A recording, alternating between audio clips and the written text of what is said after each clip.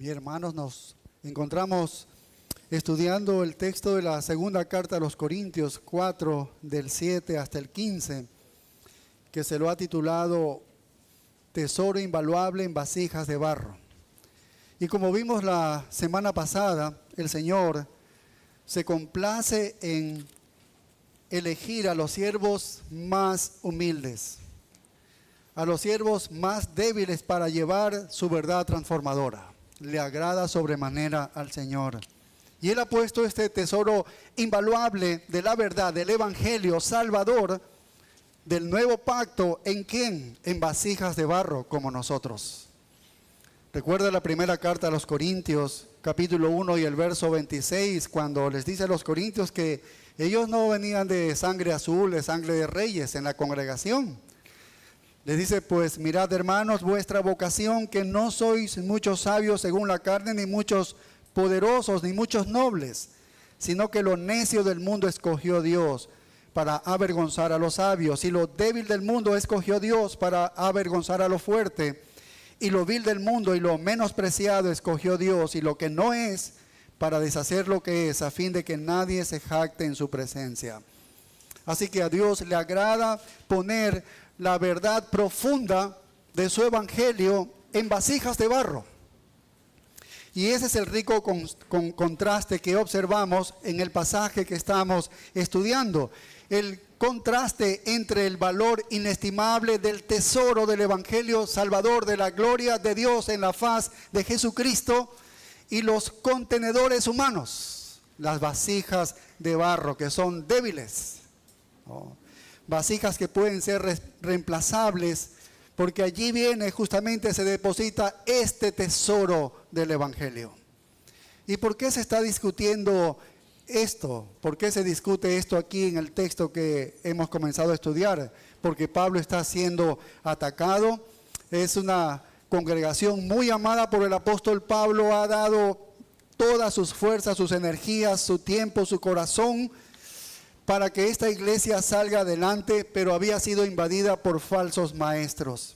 Y querían reemplazarlo al apóstol Pablo para poder enseñar ellos sus mentiras. Y para ello entonces necesitaban desacreditar al apóstol de esta iglesia. Y así comenzaron con un esfuerzo de difamación, atacándolo de ser un hombre inepto, de poca apariencia, de que no veía bien, de que tal vez era un poco jorobado, que no tiene un físico impresionante, que no tiene una buena oratoria para predicar este mensaje del evangelio, que no tiene la personalidad que debe calificar para uno que presente el evangelio. Y entonces no puede ganar tantas multitudes para Cristo, no puede llevar a los pies de Cristo a tanta gente.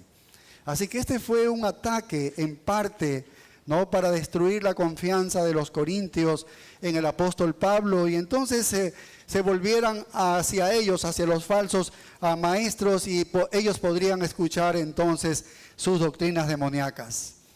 Para Pablo era importante entonces que él se defendiera, pero ya hemos visto que no quería defenderse por su propio bien, sino para preservar la verdad y para que la gente de la iglesia continuara escuchándolo como la voz de Dios, porque en realidad era la voz de Dios. Él era el agente que revelaba Dios a través de la verdad de Dios. No había otro. Era el apóstol Pablo el que daba y revelaba la verdad de Dios. Así que él sabía que esto era importante. Si ellos se alejaban del apóstol, Pablo sabía que entonces la verdad ya no iba a estar en los oídos de ellos. Y Pablo quería que ellos sigan con la verdad. Por lo tanto, se encontraba en ese dilema de que tiene que defenderse a sí mismo, y sin embargo él no quiere caer en el orgullo, no quiere caer en la jactancia, en ser un hombre egoísta. Y entonces vemos que lo hace de una manera magistral, de la manera más virtuosa que podemos nosotros observar. Se defiende de la manera más piadosa, se defiende estando de acuerdo con ellos. ¿Qué les parece? Se defiende estando de acuerdo con ellos. Y así es que decían, oye, este es un hombre débil, imperfecto, frágil, que es reemplazable, qué sé yo, poco impresionante, es despreciable físicamente al ver sus ojos. Y él dice, tienen toda la razón, tienen toda la razón. Eso es exactamente lo que yo soy, es verdad, ustedes están diciendo la verdad. Pero ¿saben qué? Esas mismas realidades acerca de mí justamente son las cosas que prueban que cualquier cosa que suceda a través de mi vida debe ser entonces el poder de Dios, porque yo no tengo cualidades. Vaya, qué impresionante. Así que muestra que la misma cosa por la que le están criticando, esa misma cosa es la insignia de su... Algunos dicen, y algunos escritores dicen así, con una también grave deformidad ocular, como lo dice la iglesia de Galacia. Sin embargo, él dice, él acepta todo eso y esas eran las autenticidades de su legitimidad. Y básicamente lo estaban atacando diciendo, la razón, Pablo, por la que todo el mundo te rechaza a ti y el mundo no responde a tu predicación y te están rechazando y te persiguen, porque a él lo estaban persiguiendo, incluso hasta para matarlo. Entonces ellos decían, se aprovechaban de todo eso. La razón por la que no caes bien, mira que en vez de que vengan la gente a Cristo, la gente se está persiguiendo, las ciudades te quieren meter en la cárcel. Eso es porque tú eres ofensivo cuando tú hablas. No sabes hablar el evangelio. Eres ofensivo. Simplemente no eres el tipo de persona que necesitamos para ganar a las masas. Pero si tú fueses diferente, entonces podríamos estar ganando multitudes para Cristo. Ese es el ataque que él estaba sufriendo. Y en lugar de tratar de defenderse y encontrar algunas personas por allí que estén alineados con el apóstol Pablo y decirle, oh, no, es que si tú lo miras fijamente el apóstol Pablo, no es feo, es bonito. No iba a hacer eso el apóstol Pablo, de encontrar hombres que estén a favor de él en algunas cosas que no eran ciertas tampoco, ¿sí? Porque eran reales, son realidades de él, ¿sí? Pero él dice, yo no soy más que una vasija de barro. Soy un bote de basura. Eso es lo que está diciendo. Eso es lo que yo soy, ¿no? Porque para eso se usaban las vasijas de barro en aquel tiempo. Así que no soy más que un bote de basura. Pero ¿sabes qué? Hay un tesoro en mí. Soy una vasija de barro, pero hay un tesoro aquí en mí. Y por mi propia debilidad debería ser capaz de ver el contraste de esta tremenda verdad, de este tesoro que se ve mientras estás viendo mi debilidad. Allí se ve y se refleja de manera mayor el tesoro. Así que toda esta sección que estamos estudiando, hemos comenzado a estudiar la semana pasada, él está desplegando una defensa y que es un magnífico tributo a la sinceridad del corazón de este apóstol. Y es una lección tremenda para nosotros, una lección tremenda para nosotros.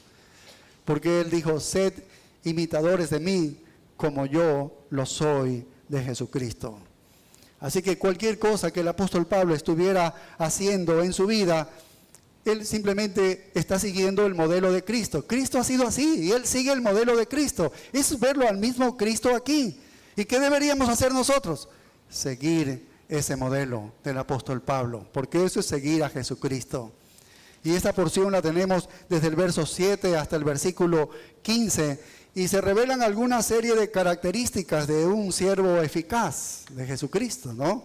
Que es un siervo eficaz de Jesucristo, y estas características de este apóstol, ¿no?, nos muestran aquí en todos estos versículos. Son algunos elementos que se encuentran aquí, y la semana pasada vimos el primero, ¿recuerdan? El siervo eficaz de Jesucristo es humilde. Esta característica de la humildad, de eso hablamos la última semana en el versículo 7, que dice, pero tenemos este tesoro en vasos de barro, para que la excelencia del poder sea de Dios y no de nosotros. Entonces ya vimos que es el tesoro, el evangelio, es el nuevo pacto que ya hemos venido estudiando de los versículos anteriores.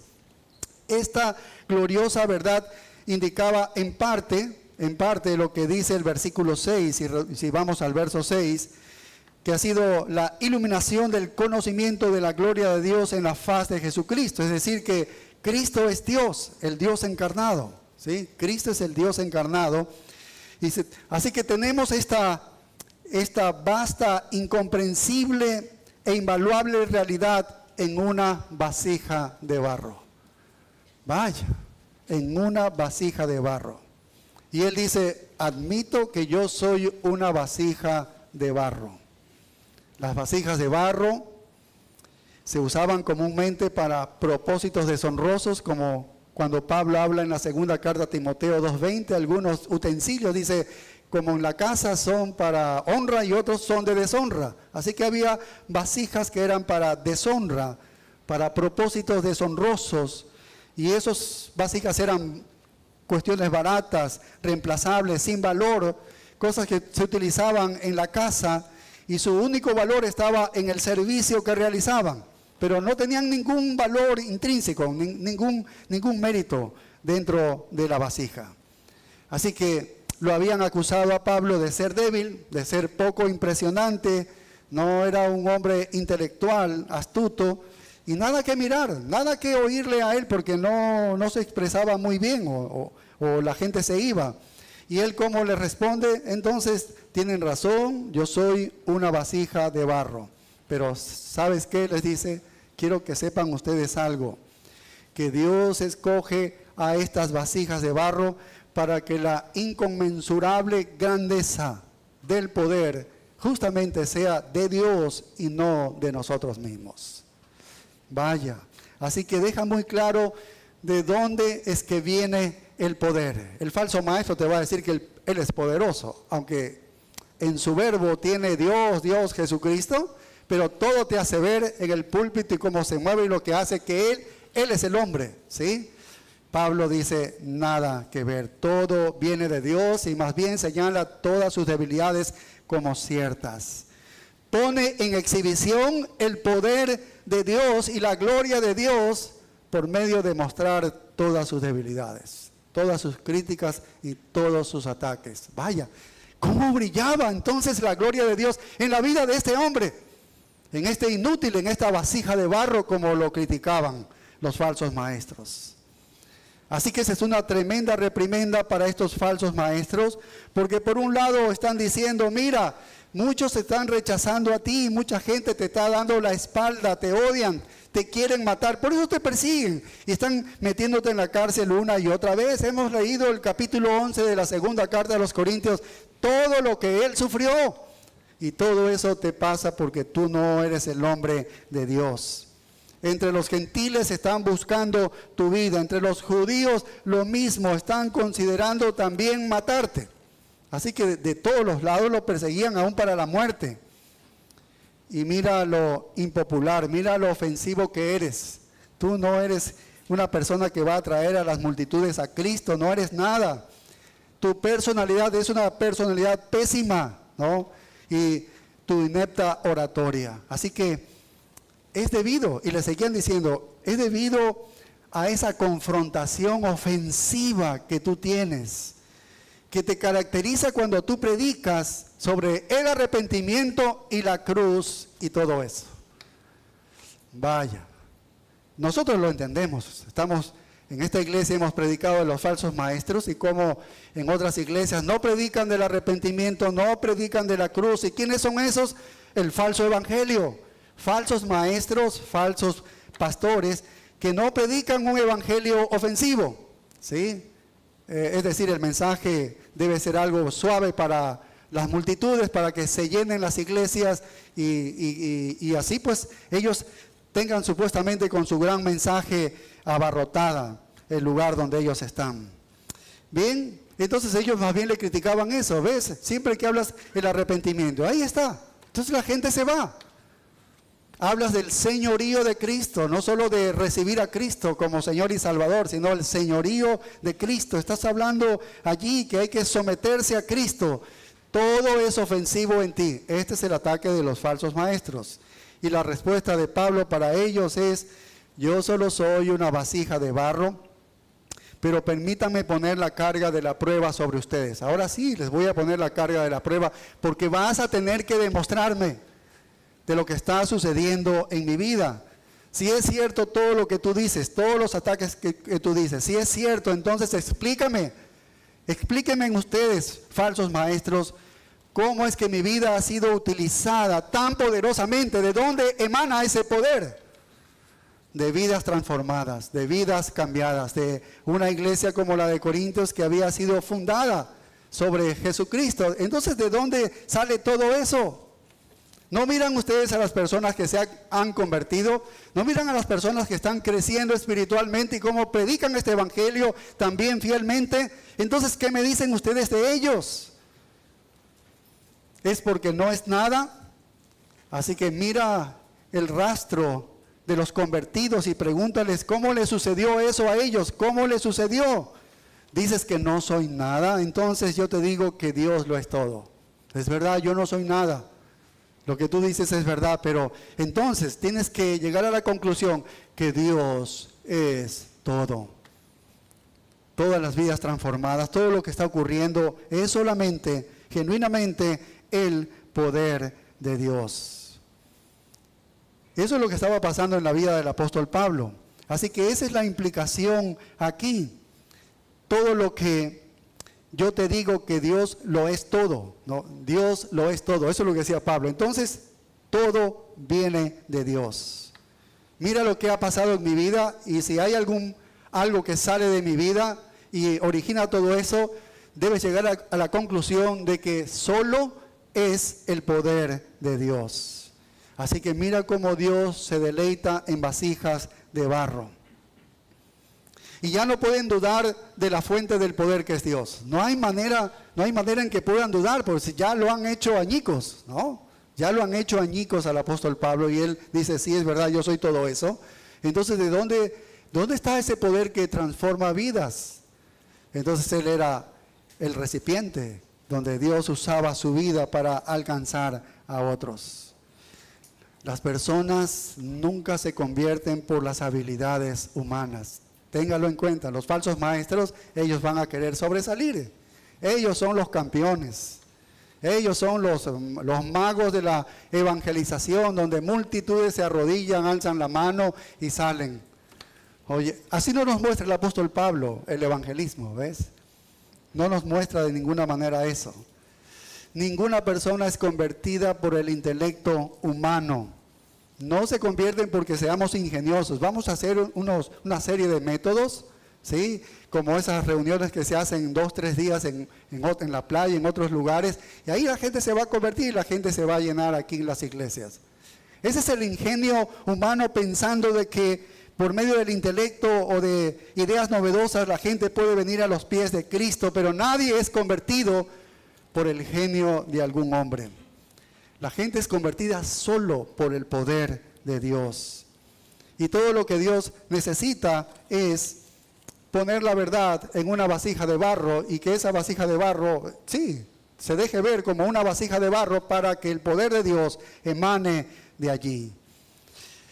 Vaya, y debemos reconocer que, aunque le decían a él tal vez de que no era un hombre inteligente, debemos reconocer por los escritos de él que él era muy inteligente, el apóstol Pablo.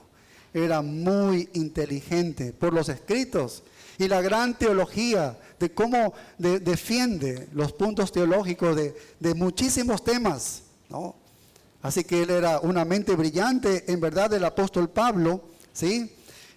La tenía y tal vez una de las mentes, algún comentarista dijo, una de las mentes más brillantes de ese tiempo, es posible. Pero ¿sabes qué? El apóstol Pablo nunca usó realmente su mente brillante para la presentación del evangelio. ¿Qué te parece? Si era la clave de una mente brillante. ¿Cómo es claro el evangelio en él cuando lo escribe? Y seguramente lo hablaba, era lo más claro que podía dar. Sin embargo, él no usó su intelecto, su mente brillante, quiero decir, en la presentación del evangelio. ¿Sabes lo que hizo el apóstol Pablo? De alguna manera se vació de sí mismo y cogió esos inmensos poderes intelectuales y los dejó a un lado.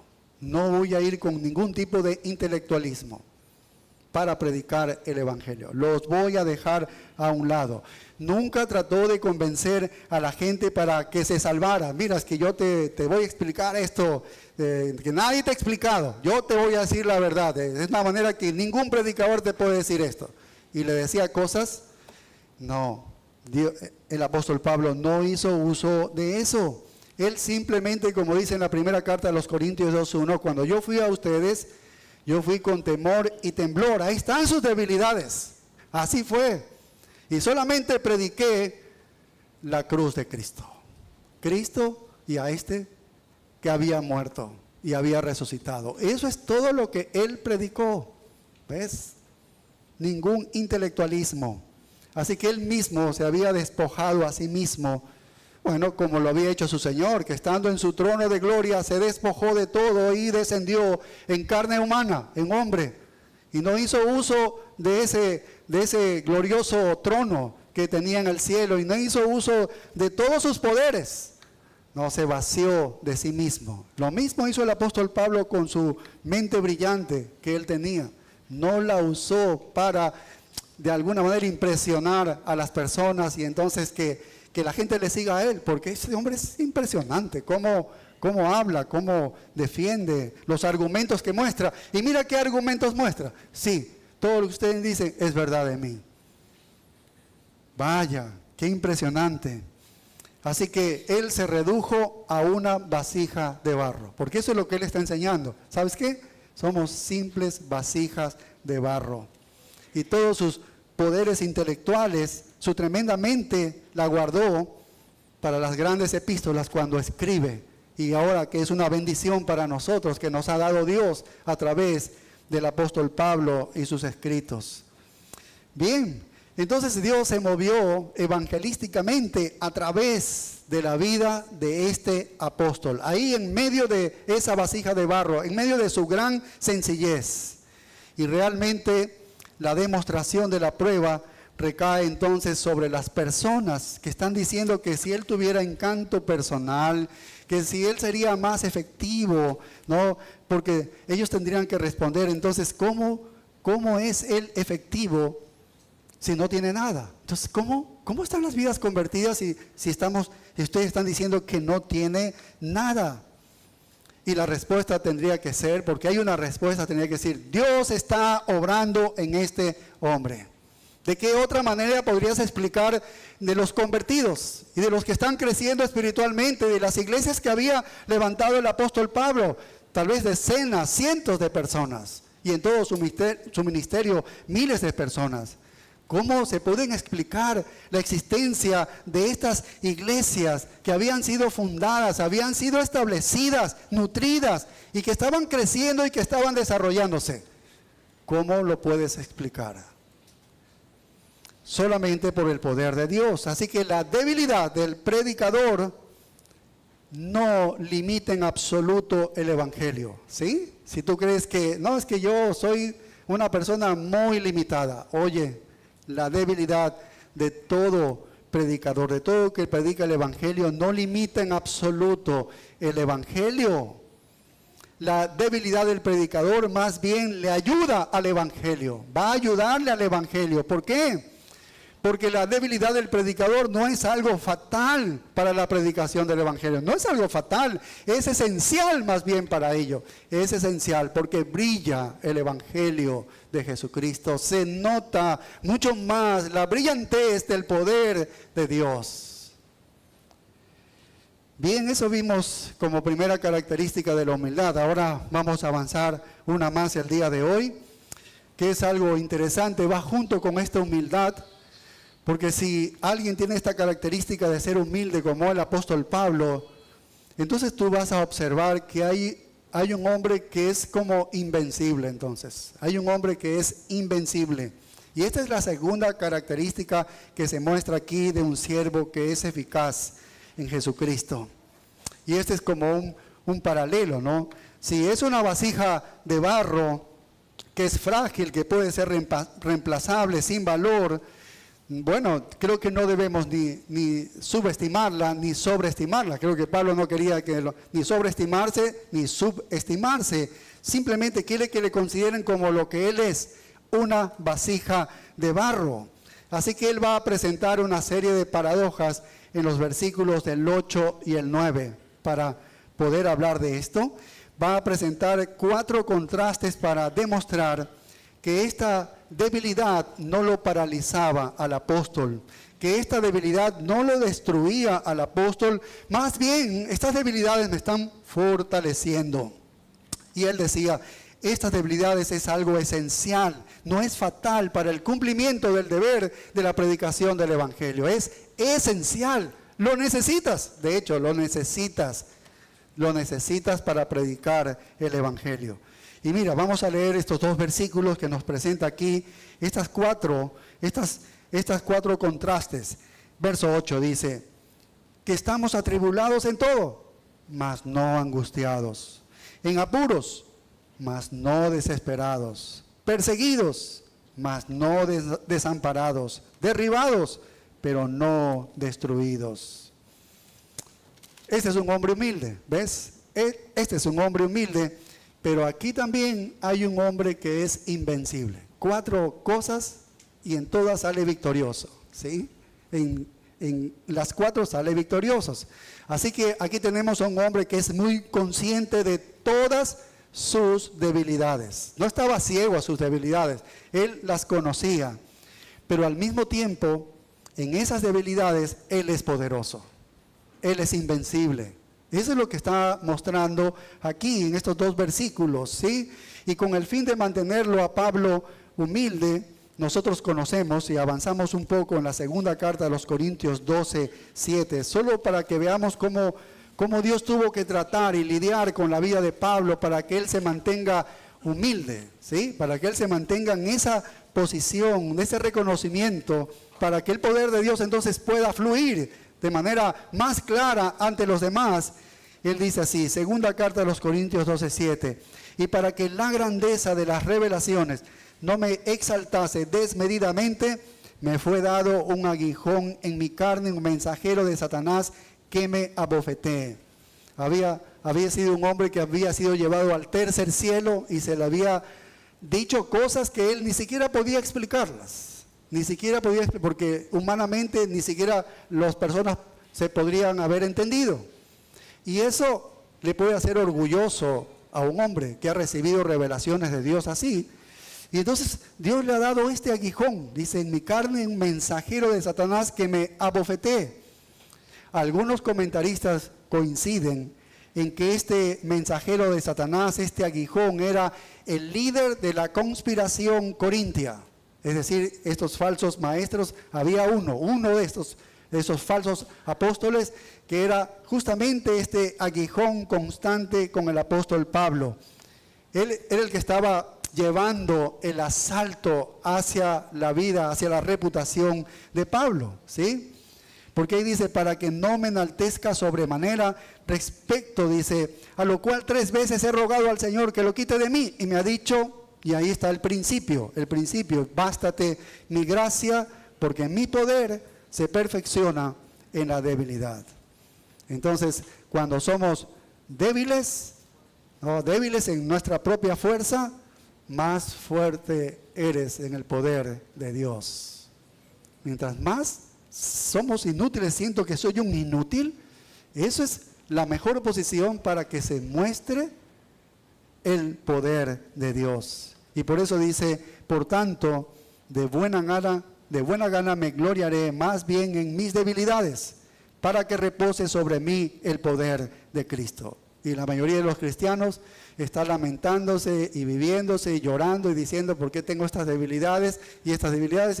Y todos los hombres tenemos las debilidades. Pero Pablo las miraba y decía, estas justamente son tan necesarias para mi vida, para que el poder de Dios repose sobre mí. Y mira el verso 10, por lo cual, por amor a Cristo me gozo en las debilidades, en afrentas, en necesidades, en persecuciones, en angustias, porque cuando soy débil entonces soy fuerte.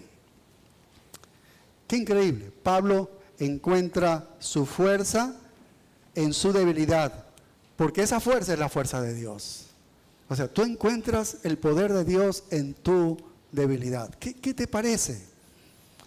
Cuando reconoce en su humildad que no es absolutamente nada, cuando él llega a reconocer que es una vasija de barro y que su forma de hablar tal vez es despreciable para muchas personas y que no hay nada en el ámbito físico que atraiga a las multitudes, ¿sí?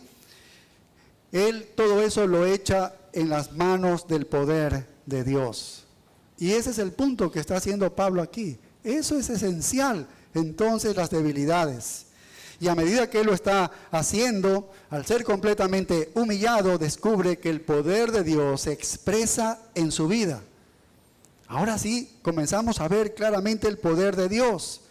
Y en su quebrantamiento, en su humildad, en su sencillez, se vuelve un hombre invencible, porque el poder de Dios se hace cargo. Vaya, qué bendición esto. ¿No ha sucedido a usted a lo largo de su vida cristiana que ha tenido una debilidad y usted sabe que no la podía vencer, ni la va a vencer, pero sobrenaturalmente vino el poder de Dios y se notó tan claramente porque su vida dio un giro, un cambio? Ese es el poder de Dios. Y yo no estaba seguro de poder vencer aquello. De hecho, no tenía ninguna seguridad, pero ocurrió eso. Ese es el poder de Dios. Ahora, él no era solo una vasija de barro. Él era, según lo que leímos en el capítulo 11, en la lectura, él era una vasija de bateo, porque todo el mundo le pegaba y le golpeaba. Era una vasija de bateo, ¿sí? Tal vez nosotros no conocemos lo que es ser una vasija de bateo, ¿verdad?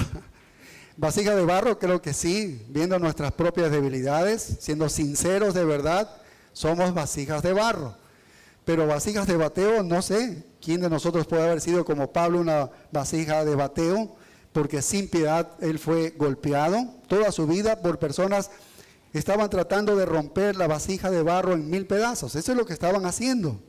En la segunda carta de los Corintios 1:5, él dice: porque de la manera que abundan en nosotros las aflicciones de Cristo, así abundan también por el mismo Cristo nuestra consolación. Abundan las aflicciones de Cristo, dice. Muchas aflicciones.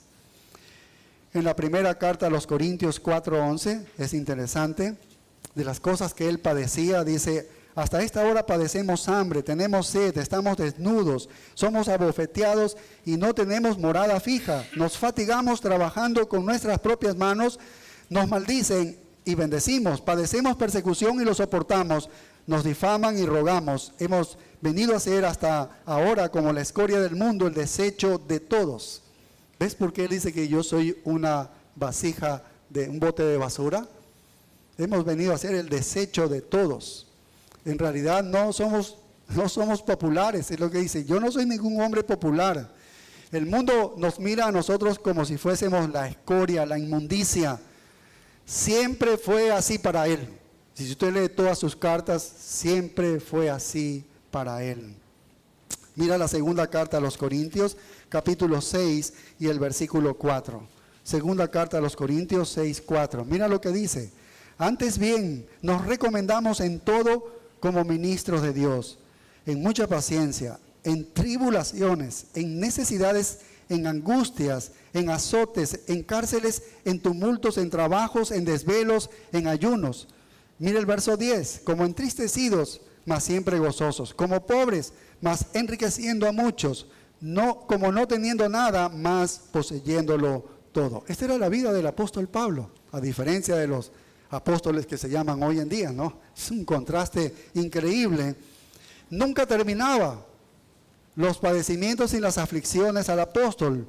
Siempre había sido así en él. Y en el capítulo 11 que leímos, todo lo que él hace un resumen más o menos de lo que él ha padecido y ha sufrido. Vaya. Pero ¿sabes qué? Lo increíble de él es que todas estas agresiones que él sufrió no lo destruyeron. ¿Qué tal? Nosotros solamente porque no nos saludaron o nos torcieron la cara, ya estamos muertos.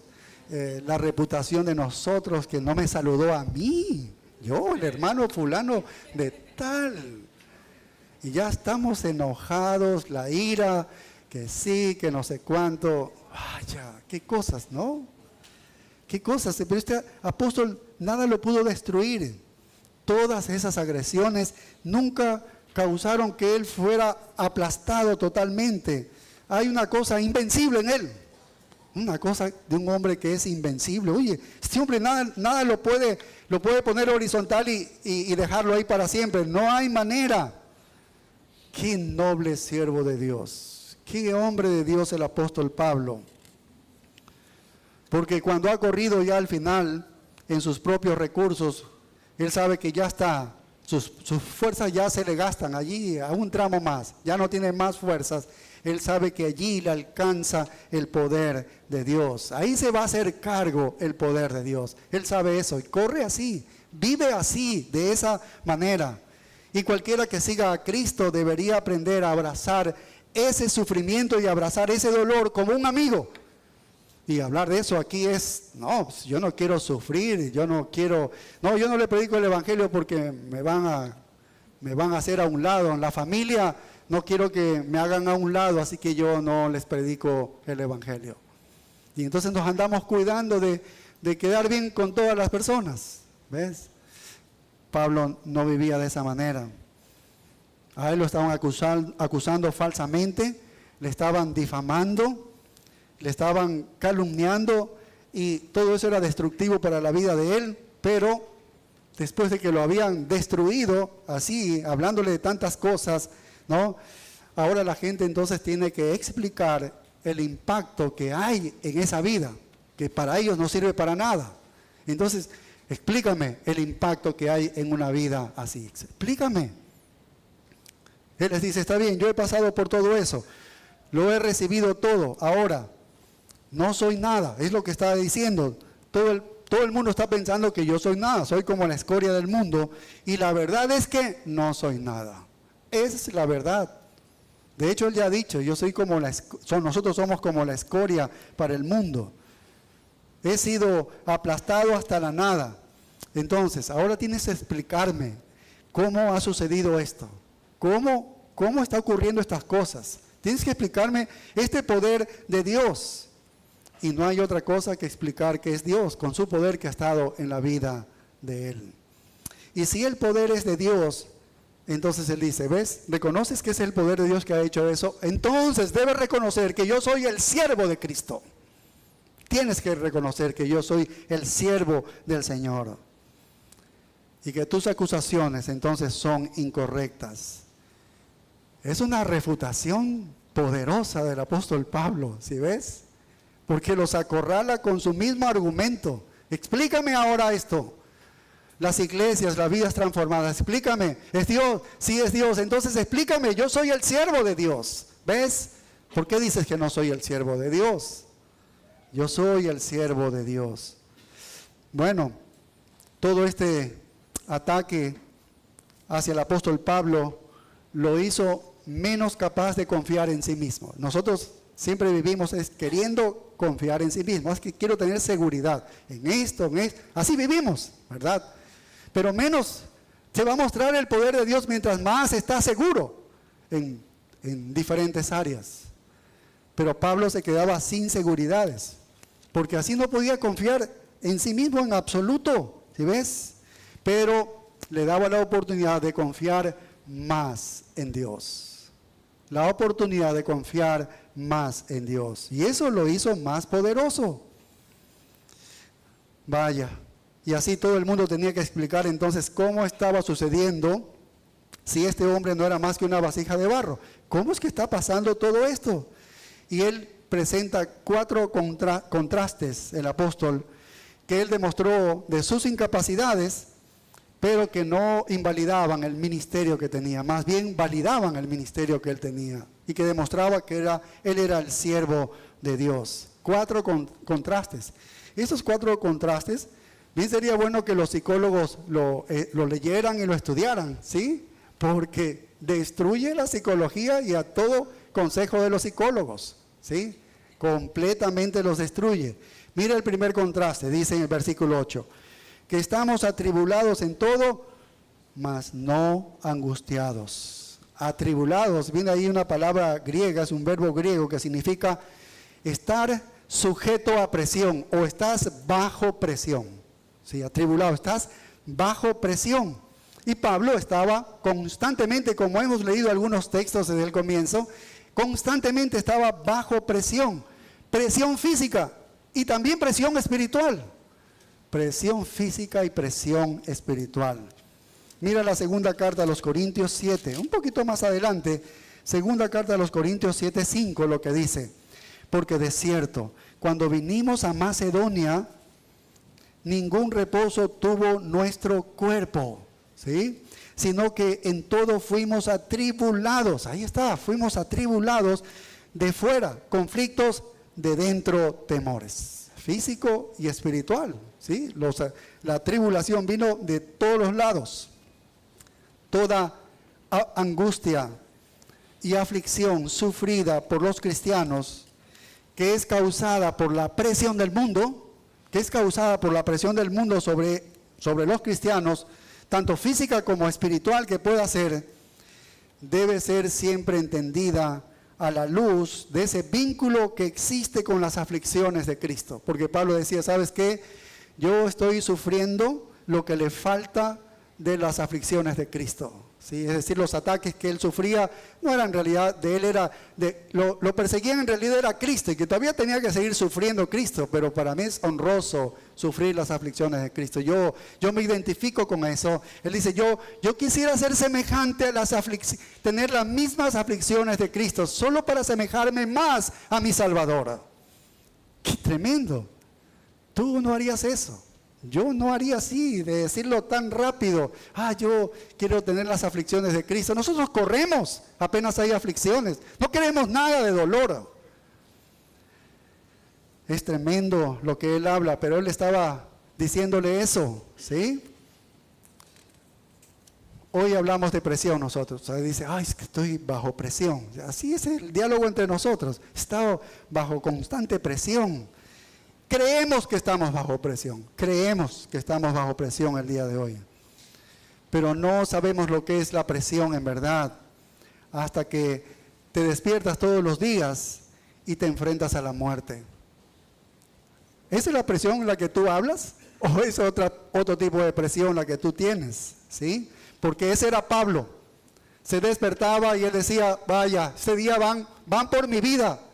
¿Es esa la presión la que tú tienes? No conocemos lo que es la verdadera presión. En Filipenses 3:10, él dice, a fin de conocerle y el poder de su resurrección, y aquí está, y la participación de sus padecimientos, llegando a ser semejantes a él en su muerte. Vaya, no solamente quería asemejarse a su maestro en los sufrimientos en vida. Él dice, ¿sabes qué? Así como sufrió en su muerte, yo también quiero identificarme. Yo también quiero ser el seguidor de Jesús. Tú y yo nos quedamos cortos ahí. No podemos repetir esta palabra así tan rápido. Pero él quiero identificarme también. Quiero ser semejante a Cristo en su muerte. ¿Y sabes qué? Su ministerio, la realidad de su ministerio lo llevaba todos los días a eso, a la muerte. A la muerte. Mira la segunda carta a los Corintios 1:8. Segunda carta a los Corintios 1:8. Dice, porque hermanos, no queremos que ignoréis acerca de nuestra tribulación que nos sobrevino en Asia, porque fuimos abrumados sobremanera más allá de nuestras fuerzas, de tal modo que aún perdimos la esperanza de conservar la vida. Pero tuvimos en nosotros mismos sentencia de muerte, para que no confiásemos en nosotros mismos, sino en Dios que resucita a los muertos. Así que todos los días se despertaba con sentencia de muerte dentro de sí mismo. Todos los días Pablo se enfrentaba a esta misma realidad de que alguien podría quitarle la vida o ya estaba tramando algo en el día para matarlo. Estaba bajo esa presión. Esa es la presión que él tenía. Pero él dice en el verso 8, dice, atribulados en todo, dice, mas no angustiados, y vuelve a usar el pronombre plural, como lo hace normalmente en esta carta, porque parece estar incluyendo a otros con él, pero principalmente sabemos que lo usa porque no le gusta el pronombre singular, va a sonar muy egoísta, ¿sí? Porque en realidad está hablando de él, de su propia defensa, pero él prefiere hablar en singular. Es una expresión de humildad en verdad, ¿sí? Pero lo utiliza así, no angustiados. Y la palabra angustiados aquí es un verbo que se refiere a estar confinado en un lugar angosto y apretado. Cuando te ponen una cosa así, en uno de esos ascensores que entran dos personas, y si se cierra esa puerta, tú, y tienes miedo ahí a los lugares cerrados, quieres salir corriendo, ¿no? Bueno, más o menos eso es lo que significa estar angustiados, ¿no? Así que el apóstol Pablo estaba en eso, pero dice, pero no estamos nosotros angustiados. Es decir, la presión de Pablo era tremendo. En sus sufrimientos en vida y aún en la muerte. Y sin embargo, sí, eso no podía tener reprimido su ministerio. ¿Qué te parece? Cualquiera diría, está bien, yo ya no voy a seguir predicando porque ya cada vez me va peor. Pero no podía ser reprimido su ministerio. Es decir, no lo angustiaba al tal punto de que decía, mi ministerio ya no sigo adelante. Él seguía predicando y siendo fiel. Este es el primer contraste que está mostrando. Mire el segundo. Un psicólogo diría, tienes debilidades, entonces hay que hacerte creer en tus fortalezas. A ver, ¿cuáles son tus fortalezas? Esto. Entonces, le habla bonito de sus fortalezas. ¿Y qué es eso? Hacerlo más orgulloso a él de Dios y por lo tanto más alejado de Dios. ¿Ves que es todo lo contrario? Aquí el psicólogo se queda, ¿pero qué es esto? Yo nunca haría eso. Claro, humanamente nunca harías eso, ¿sí? Pero aquí está aceptando todas sus debilidades, justamente para que el poder de Dios es algo sobrenatural. ¿Ves? La psicología no podría entender nunca eso. De hecho, no podría comprender esto de aquí. Un psicólogo humanista no podría entender esto. El segundo contraste dice, en apuros, mas no desesperados. En apuros, mas no desesperados. El texto griego aquí es interesante porque parece que Pablo coge dos palabras bastante parecidas y utiliza aquí estos dos verbos con participios parecidos. El uno es aporeo y la otra palabra es exaporeo. Casi lo mismo, ¿sí? No. Ahora, aporeo significa confundido, no saber qué hacer, estar perdidos. Es como dices, ya no sé qué hacer, me quedo sin palabras. Así que Pablo estaba al borde de la desesperación, pero dice, aún hay salida, aún hay salida.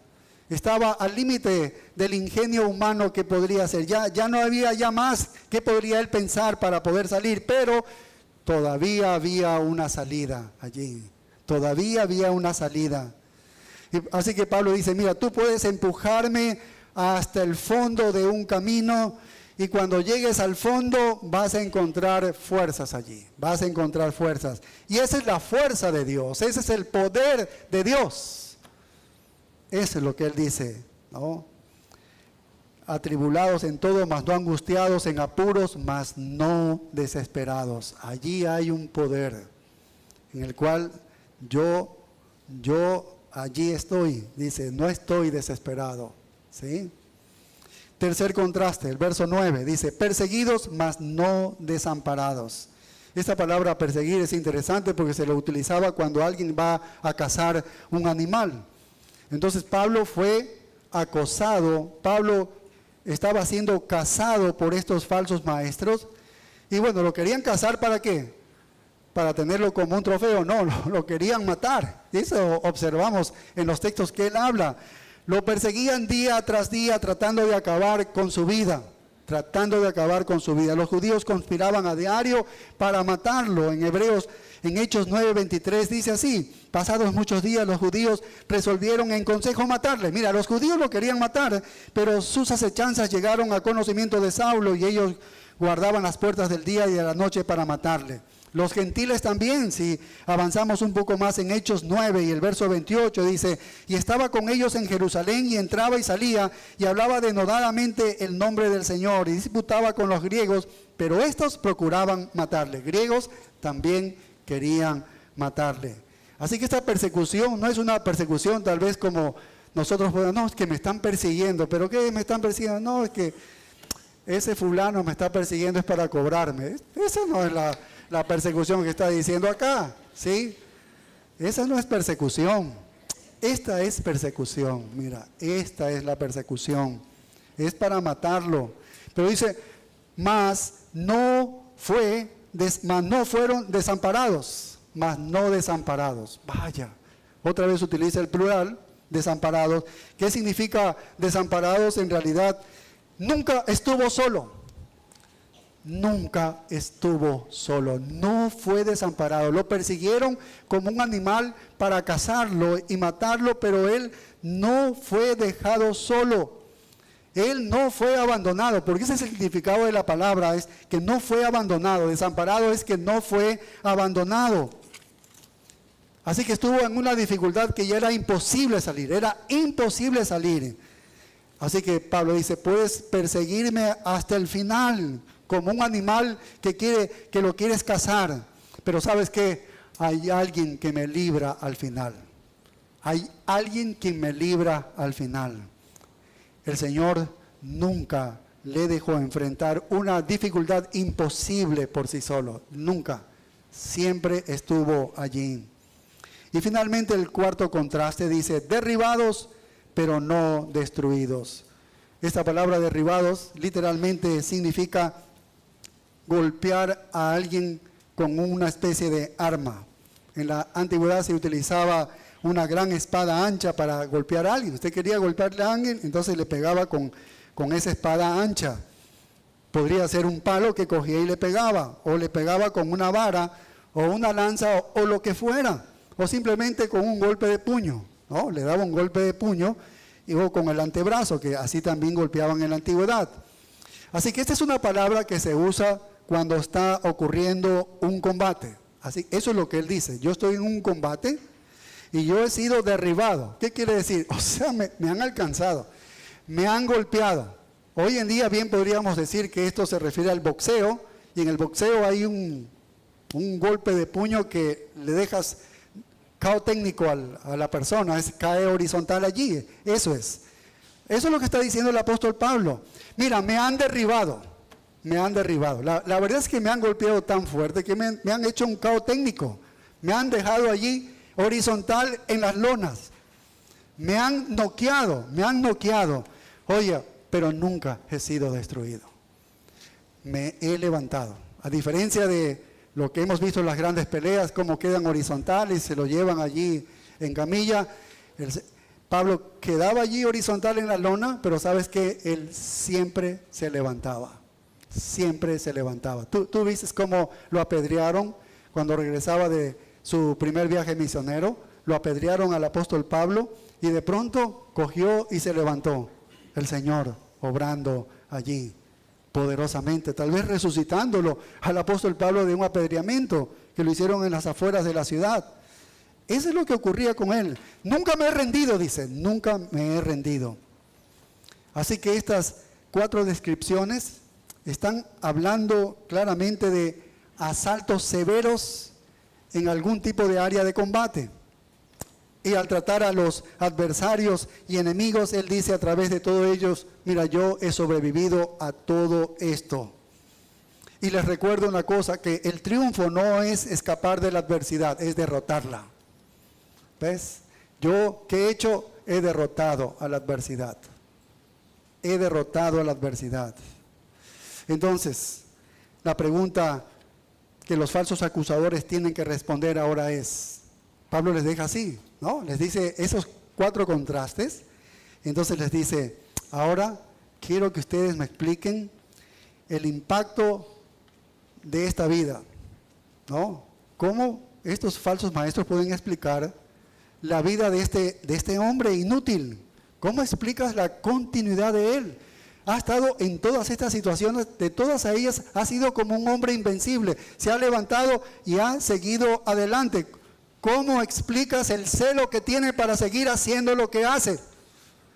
¿Cómo explicas la credibilidad, su fidelidad? ¿Cómo puedes explicar a este hombre su fidelidad? ¿Cómo es que le hacemos todo esto? Coge, se levanta y sigue siendo fiel.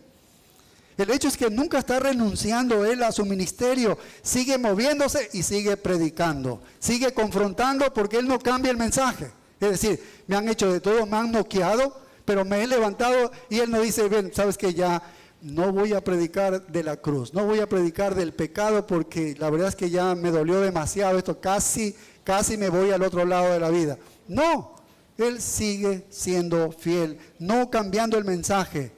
Y suceden cosas tremendas, poderosas, cuando sabes que es el Señor el que está obrando. Entonces, estos falsos maestros tendrían que concluir, no, Él no es, no puede ser. Ya le hemos dicho de todo a Él y no es Él, y ha aceptado. Entonces es Dios quien está obrando. Tiene que ser Dios quien está obrando. No hay ningún ser humano que vaya a soportar este tipo de abuso por su cuenta. No, es que Él es así. No era un hombre tarado el apóstol Pablo que no entendía lo que le estaba sucediendo. Él entendía muy bien lo que le estaba sucediendo, pero ¿sabes qué? Nunca fue con sus propias fuerzas. Es imposible resistir todo esto con sus propias fuerzas. Así que esto era como una embestida, ¿no?, en sus propios recursos, y todavía él se mantiene gozoso. Todavía se mantiene en paz, predicando el mismo mensaje de la cruz. No lo ha cambiado, no lo ha cambiado. Y cuanto menos de Pablo había, más poder invencible se manifestaba. Menos poder en nosotros, menos confianza en nosotros, más poder de Dios, más confianza en Dios. Cuando él era débil, entonces Dios era fuerte, ¿sí? Era fuerte cuando en realidad era débil. Ahí soy fuerte porque Dios está manifestando su poder. Así que él era más fuerte cuando era más débil, porque allí el poder de Cristo se hizo cargo. Tremendo testimonio la vida de él, y tenían que dar una respuesta estos falsos maestros ante estos argumentos que está presentando el apóstol Pablo, estos contrastes que ningún hombre humanamente podría haber resistido. Y bueno, él había dicho, para mí el vivir es Cristo y el morir es ganancia. Y él dice, ahora estoy listo ya para partir, ¿no? En la carta a Timoteo, he terminado la carrera, dice, yo he guardado la fe. Así que él estaba listo para partir. Él no le temía a la muerte. Si tú le tienes miedo a la muerte, entonces difícilmente tú vas a hacer lo que el apóstol Pablo hizo. Él no tenía miedo a la muerte. Y si no tienes miedo en la vida desde el lado físico, sí, porque no tienes miedo a la muerte, por lo tanto, en el lado físico no tienes miedo de lo que te hagan. Y si no tienes miedo a la difamación, como él era objeto, entonces no tienes miedo a nada de lo que digan los demás. Pablo en realidad no le tenía miedo a nada. No le temía a nada. No le temía lo que le estaban haciendo. Lo único que podían hacer era matarlo. Y él ya había dicho, y seguramente cuántas veces deseó en su corazón, yo ya quisiera partir y estar con el Señor. Así que para él no era problema morir, la muerte. Si ves, no era problema. No tenía miedo de lo que decían de él, por cuanto más hablaban de él, menos importante se volvía él. Y cuanto menos importante se volvía, él sabía que el poder de Dios se manifestaba mucho más. Y él de eso estaba agradado. Cuanto más lo destruían como persona, más tenían ellos que explicar cómo estaban sucediendo las cosas que estaban sucediendo a través de él, si no era de Dios. Todo demostraba en que él era un siervo auténtico del Señor. ¿Ves? Todo demostraba que era un siervo auténtico del Señor. Cuanto más lo pisoteaban, más se convertía en el hombre que Dios quería que fuera. Así que no le importaba morir, por lo que no le temía a la vida. Si tú no tienes miedo de la muerte, mira, tú vives sin ningún tipo de miedo en esta vida, sin ningún tipo de miedo. Nada en la vida te puede asustar, porque lo último que pueden hacerte es matarte, pero tú sabes que la muerte ya es para un cristiano, es la puerta para estar en la presencia de Dios. No es nada trágico para el cristiano la muerte, ¿ves? Pero tienes que tener la convicción de eso. Tienes que ser genuino creyente para tener eso, y entonces no hay temor en la vida. Y si no tienes miedo de eso, ¿qué más puedes temer? ¿Qué más puedes temer? Así que no le importaba tanto su reputación. Él no estaba defendiéndose por su reputación, él estaba defendiendo por la verdad que estaba en peligro y los corintios podían dejarlo a él. Él era el agente revelador de la verdad. ¿De dónde venía la verdad de Dios? Si no había escritura, no había Nuevo Testamento, ¿de dónde lo obtenían? De Pablo. Dios se lo revelaba y él les hablaba. Entonces, si se alejaba Pablo de ellos, ellos no escucharían la verdad. Bien, entonces, ¿qué le pueden hacer al apóstol Pablo con toda esta defensa? ¿Qué le pueden hacer a este hombre? No le pueden hacer nada. Este es un hombre invencible. Nada le pueden hacer. No era su personalidad, no era su reputación, ni su prestigio, no era su popularidad que estaba en juego. No es que es mi popularidad la que está en juego. No es que lo que tú has hecho, es que mi reputación ahora ha sido totalmente destruida. No le interesaba nada. Podías hablar mal de él. A él no le interesaba eso. ¿Sí? Y ciertamente no era su vida por la que él se defendía. Así que él decía, para mí es mucho mejor morir y estar con Cristo. Ahora, creo que tal vez reflexionando de lo que hemos visto, creo que nosotros deberíamos desear, así como Pablo deseó ser como su Señor, nosotros también, que fuésemos como Él. ¿Sí? Pablo deseó, yo quiero ser como mi Señor, en todo, en las aflicciones, en la vida y también aún en la muerte. Si Él deseó eso tan profundamente, creo que es la invitación a nosotros también desear lo mismo. De hecho, Él nos dice que sígueme a mí como yo sigo a Cristo. Ahí está el mandato para nosotros. Sígueme a mí como yo sigo a Cristo. Él es el ejemplo, Pablo, para ver claramente la vida de Cristo. Y no somos más que vasijas de barro. Eso es lo que somos. Somos botes de basura. No sé si algunos se sientan mal por eso, pero eso es la verdad, hermanos. Eso es lo que dice Pablo. Vasijas de barro en las que se está guardando este tesoro. Y cuanto más invisibles sean ustedes y yo, si somos más invisibles, ¿no? Cuanto menos importancia tengamos como vasijas, más va a brillar la gloria de nuestro Dios. Más va a brillar este tesoro que es el Evangelio, que es el nuevo pacto que Dios nos ha dado el privilegio de tenerlo. Tenemos este alto privilegio de que Dios nos ha dado el ministerio de la verdad del nuevo pacto, de que nos ponemos de pie y nombramos el nombre de Cristo con valentía a este mundo. Con valentía. En nuestro trabajo, en nuestros hogares, en nuestras familias, en la iglesia, con valentía. Ese es un altísimo privilegio que nos ha dado de ser portavoces justamente de este evangelio.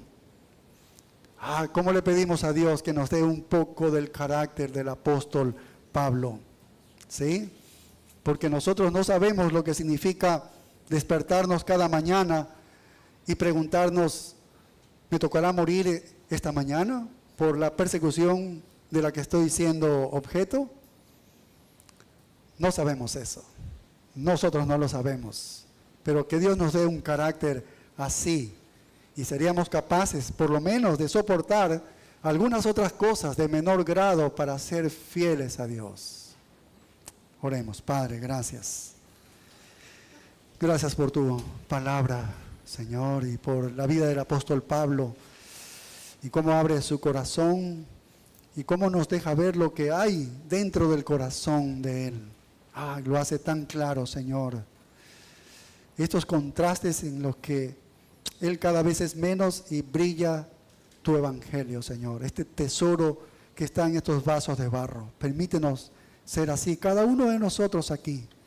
Y esta iglesia, que brille porque solamente es una vasija de barro, un tacho de basura, Señor. Gracias te damos por este altísimo privilegio que nos das de ser estos vasos de barro teniendo este tesoro tan grande. Oh Señor, haz que seamos fieles al darnos este evangelio, predicándolo con toda fidelidad, Señor. Predicando el evangelio de la cruz, del arrepentimiento de pecados, de la resurrección de nuestro Señor Jesucristo. En tus manos quedamos en Cristo Jesús. Amén.